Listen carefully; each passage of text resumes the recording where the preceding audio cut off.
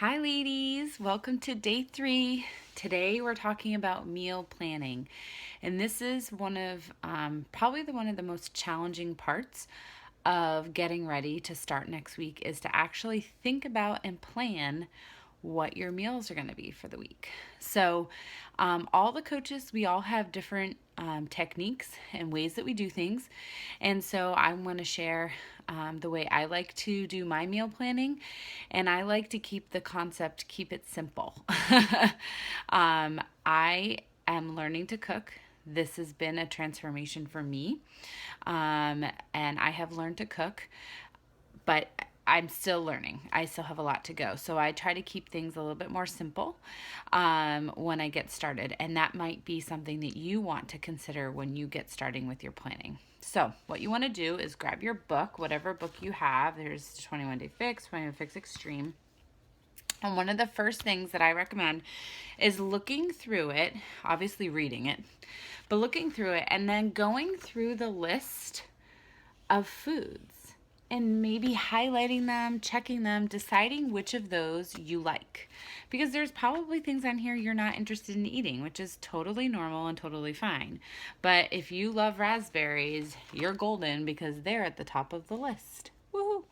Although I don't quite think they're in season right now, but anywho, the point is go through and take a look at all the different foods they have in all the different groups and highlight the ones that you know that you really like. Okay, so that's a really good place to start. Okay, so do that. Mark out what you don't like. The next thing you want to consider doing is actually thinking about what your favorite meal is during the day. And this is a tip from Lisa that I got and never had really considered or thought about, but I think it's excellent.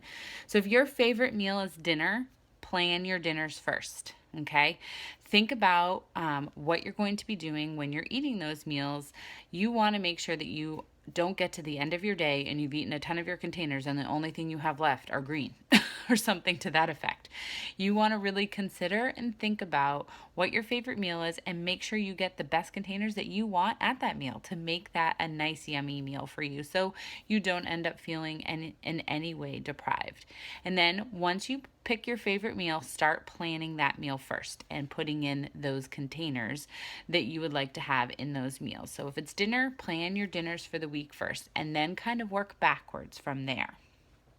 And one thing that you guys probably have already looked at or know a little bit about is there are tons of recipes on Pinterest. So if you love to cook and you want to get creative, go to Pinterest. It's a really great place to get information.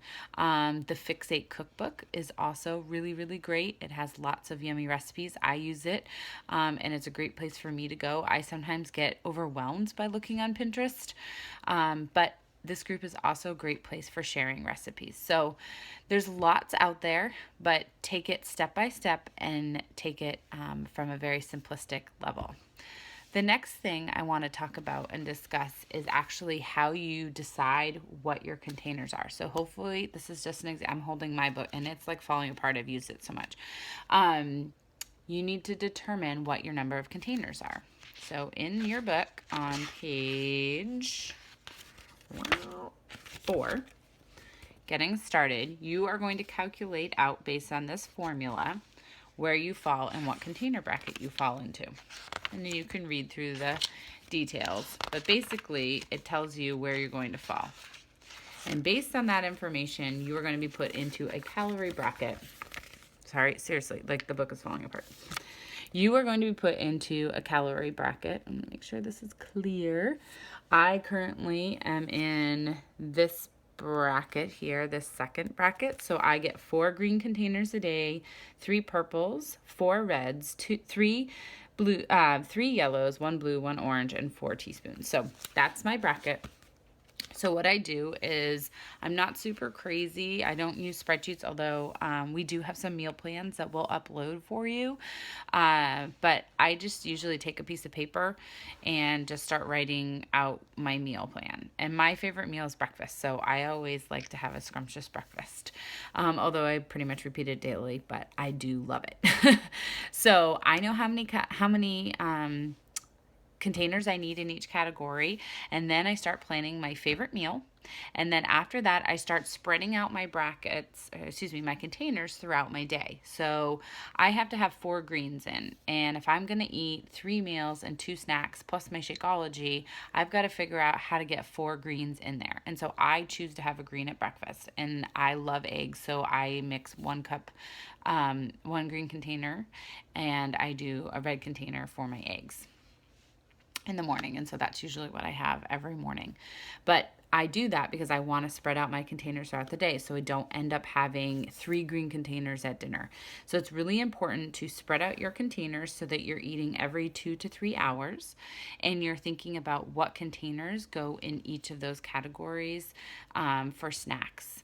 So this is the part where it starts to take up a little bit more time. So I want you to set aside some time that you can actually start planning and putting your spreadsheet or your piece of paper to plan and actually writing in, okay, for breakfast, I'm going to have this and it's this many containers. And for my morning snack, I'm going to have this and it's this many containers. And for lunch, I'm going to have this and it equals this containers.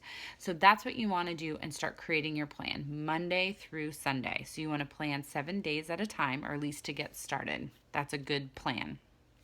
We'll talk about prepping for that plan in a video either tomorrow or the next day. So you guys will have that, so not to worry. The other important thing about when you're putting your plan together is to consider when you're going to drink your Shakeology.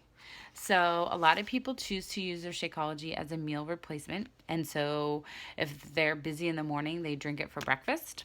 They head out the door and that's their breakfast. So 1 scoop of Shakeology, I guess you say, and water is 1 red container. There are other mix-ins that you can include with your Shakeology, but you have to count for them in containers. So if you want to use orange juice or milk, they count as a swap, as a treat. Look in your plan book. I think it's page 38 because, again, I've been to it a million times. And, yep, 38. Totally.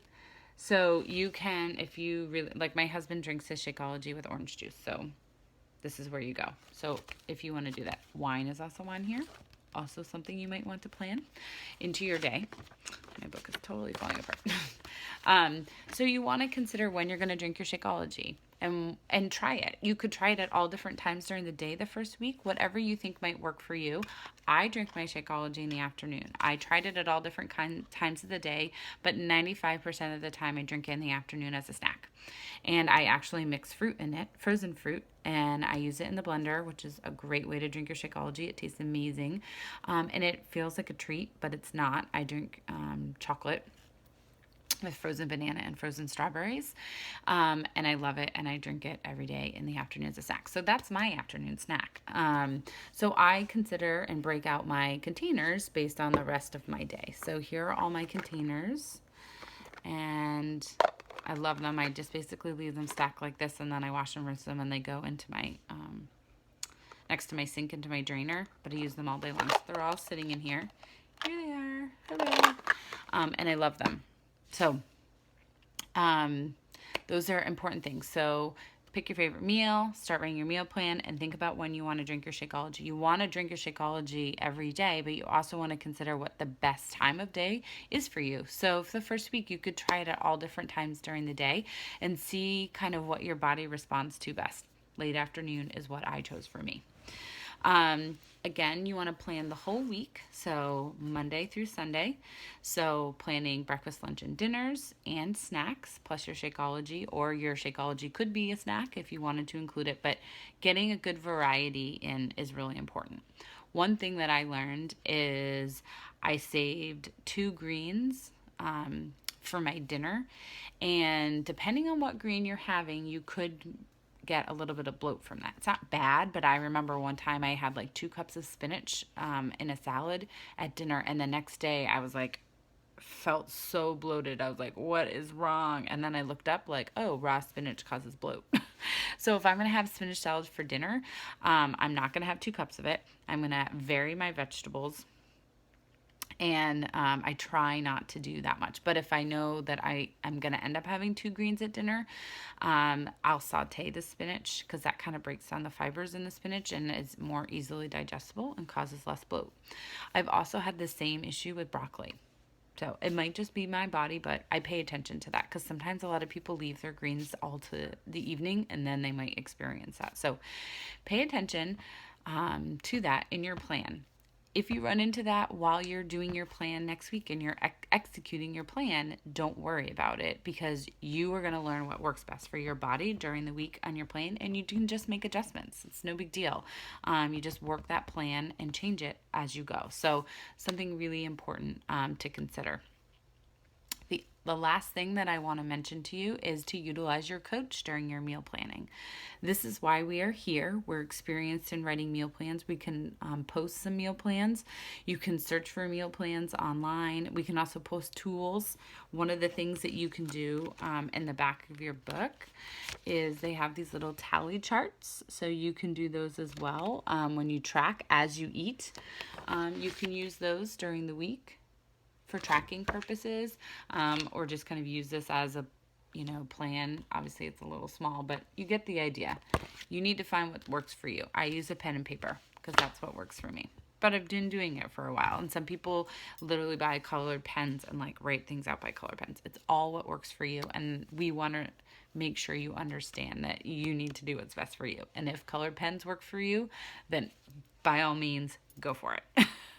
But lastly, just make sure that you utilize your coach during your meal planning process. If you're new to this, write a meal plan for one day, write it for 2 days, and then go ahead and send it to your coach and let them look at it. Because sometimes we don't always remember, and we put too many carbs together, or we don't have enough variety, and our experience can help you kind of gauge where to put certain foods throughout the day, and so that you don't all of a sudden, like for example, have peas and corn at dinner. Well, peas and corn you might think are a vegetable and counting them as a green, but if you read your book, they're actually counted as a yellow because they're a starchy vegetable.